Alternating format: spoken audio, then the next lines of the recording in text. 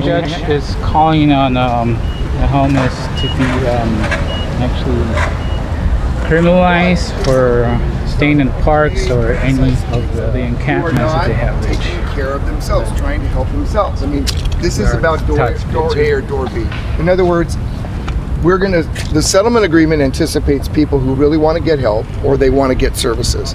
But if somebody doesn't want to get help or they don't want to get with a program, then the judge is adamant that we have the right to arrest. So it's really, really important that we create the number of beds that are necessary.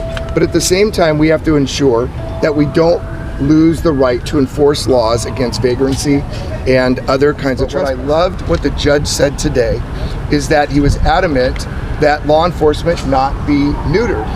He was adamant and looked the officers in the eye and said, I want to make sure you're not getting any message from this bench that I would take away your ability to arrest somebody who's either breaking the law or somebody who doesn't want to get a program. Now, with respect to that, he said, I think you should defer with a citation as opposed to an arrest. But I think he was very, very clear that he is siding with law enforcement and he's doing everything we can not to take away the right to arrest people. Now, Okay, we're out here at the federal building where Judge Carter has signed a settlement regarding the homeless. And here's hi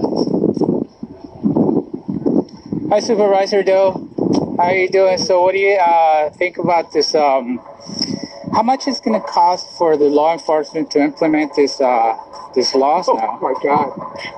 Let me see. Let me take out my calculator. It's going to be by the millions. Okay. Yeah. So what do you think about criminalizing the homeless now that it's been implemented? What's your take on that?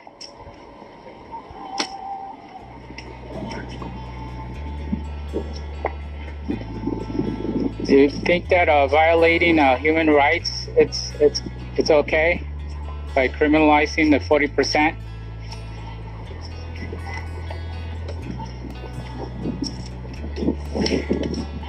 Maybe you didn't explain that to the court.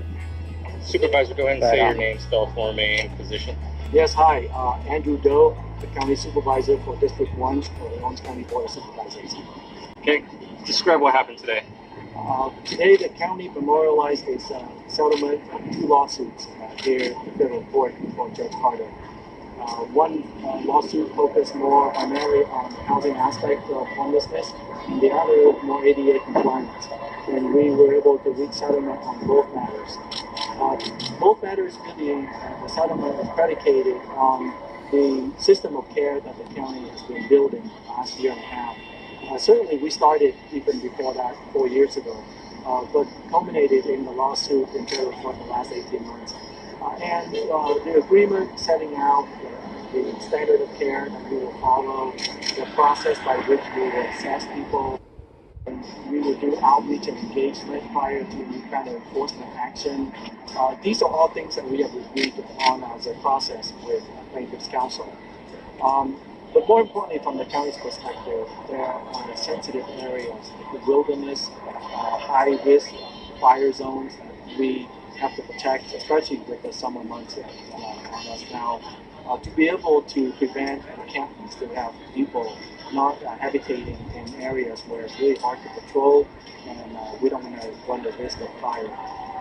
As the judge mentioned in the settlement, the process through which we have come up with settlement here today with the court's guidance.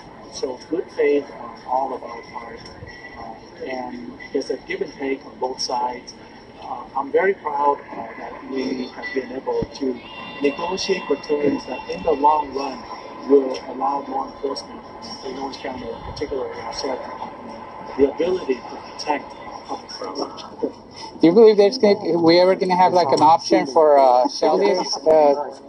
So do you believe that we're ever going to have structured campgrounds for the shelter resistant?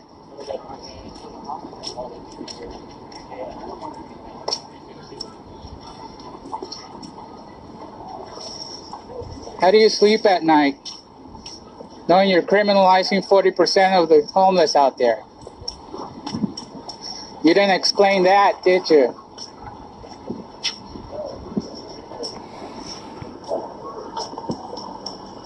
comes to the truth, it can't face the truth. What about this this law about Which law? well, the one that the supervisors came out with the zoning that there are going to be no it was going to be restrictions whether the homeless are going to be actually put in jail if they show up at certain, like the airports. I haven't, to be honest, seen what that law is. You mean the counties are doing that, or the Well, this is state? part of the settlement with Doe that he put out. He didn't explain it correctly okay, there, so I didn't really get but that is part. kind of what their I know plans that are. the part about them not dumping, or if they're in a city that hasn't provided shelter, then they can't camp.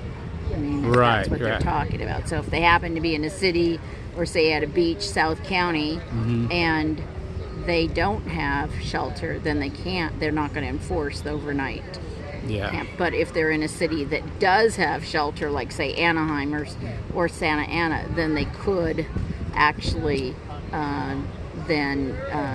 move forward with some kind of prosecution, because I guess the rationale is we are saying we have a bed here for you, but you're still choosing not to take it. Yeah, well, that's a choice that they have. Right. And I think by that is criminalizing homelessness is what it is.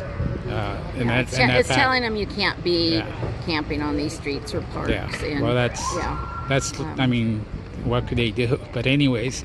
Well, I think what it does is it says, we know that you may not want to go to that shelter, but we also, don't want to start more encampments. So there's kind of that balance of how do you keep from going backwards, like we had the riverbed, and then also protect individual rights. What do you feel about structured campgrounds so they could have because there's many that have PTSD that can't go to, so that's an option. I have met some homeless that seriously don't want to be indoors. I mean, they want to sleep outside. Yeah. So and some will say, no, that's not true. But I really have talked to a few that have said, I'm fine here. I really, I think that there, as we move forward, what's put forward today, there's always other options down the line. Yeah.